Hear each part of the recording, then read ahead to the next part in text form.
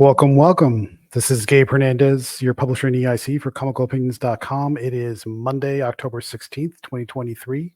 One of the pieces of feedback I've gotten about these videos, which are generally well received, everybody seems to like them, which is great.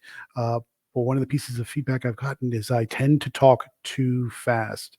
So I'm going to concentrate on slowing down a little bit so that I can articulate a little bit better, get my diction out a little bit better, not quite so snappy poppy. So I'm going to slow down a little bit, see if I can talk a little bit slower. Hopefully that's going to work out for everybody.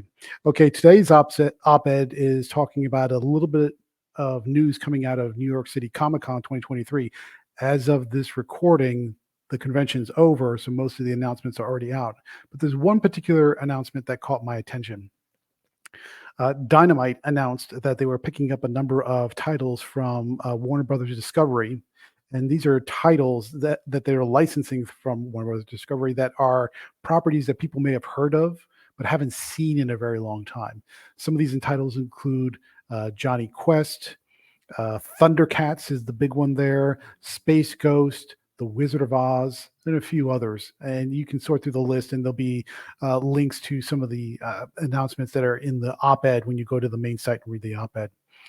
I'm kind of enthused about this particular announcement, not for the general reasons that somebody might think. I mean, it's good to see Thundercats get their due after that terrible Thundercats Roar cartoon on Cartoon Network. That was pretty terrible. But it's also nice to see some of these properties come back, like Space Ghost and Johnny Quest. But I'm enthused about it, but it's not for the same reasons that most people might consider.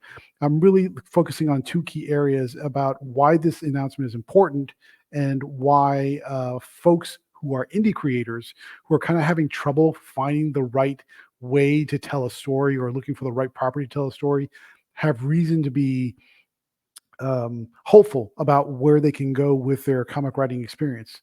So the announcement came out, and one of the things that caught my eye is this is very similar to a couple of announcements that have come out in the past year.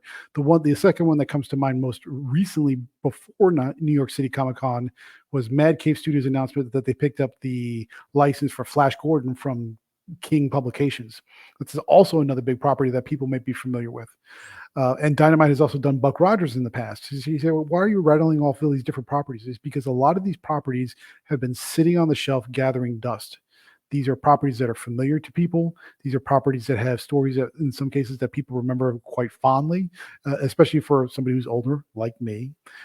So the idea that some of these properties are now getting a more, or at least coming out of retirement, if you want to call it that, although I'm not that old, but at least that they're coming out of retirement, that they have the opportunity to tell new stories, to breathe new life into the properties, and to give them more attention where they haven't gotten anything, in some cases for decades.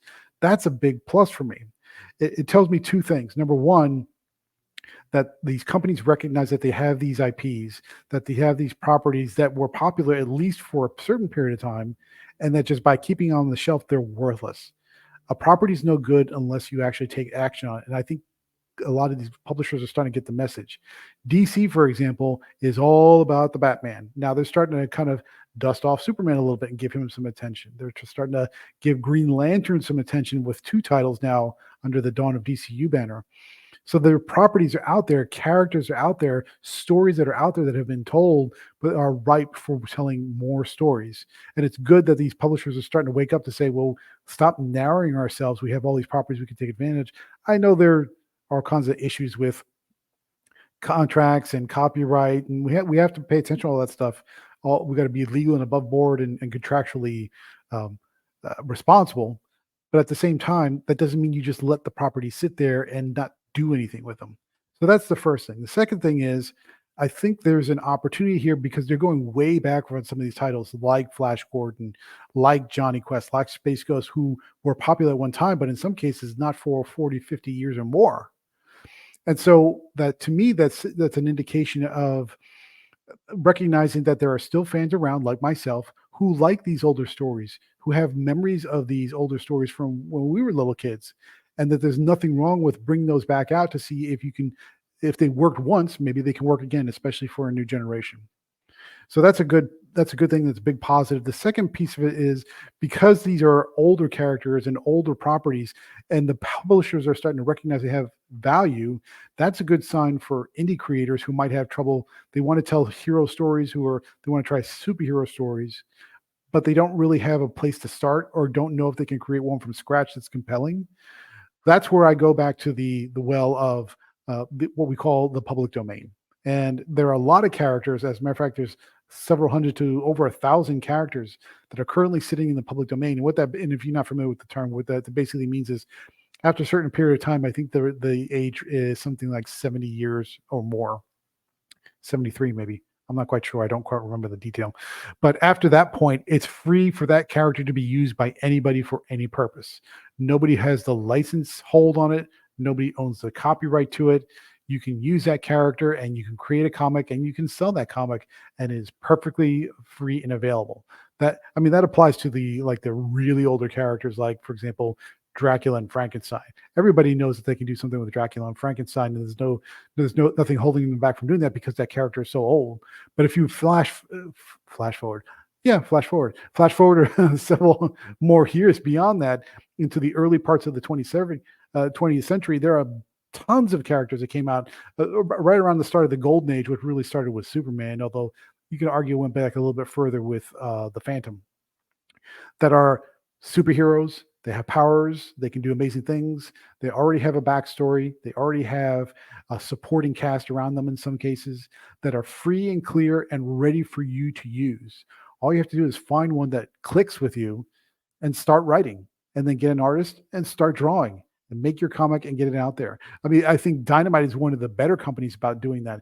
They've done a lot with characters like Black Terror, with their Project Superpowers line, where they draw on some of these public domain characters, and you are free and clear to do this exact same thing with the same characters.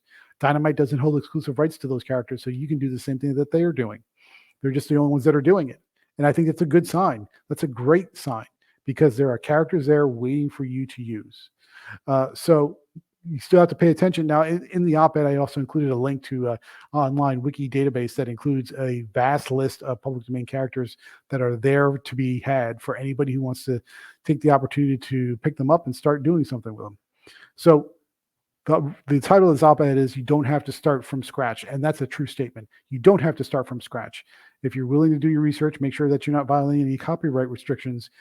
Check out that list that's included in the op-ed and pick a character or several if you want. If you want to create a team, that's perfectly okay. And then start creating. You don't have to kind of imagine something from nothing.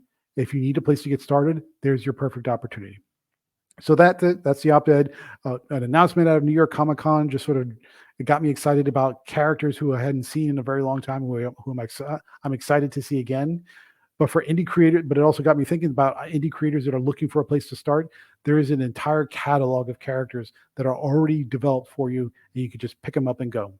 So I encourage you to do so, and let's get creating with comics. Okay, so that's the op-ed for today. So moving over to the newsletter, as far as our list of things that are happening in the past week, reviews that were from the last week and this week. Let's see, we're into the beginning of October, so there are. For the folks that are paid subscribers to our newsletter, first of all, thank you very much.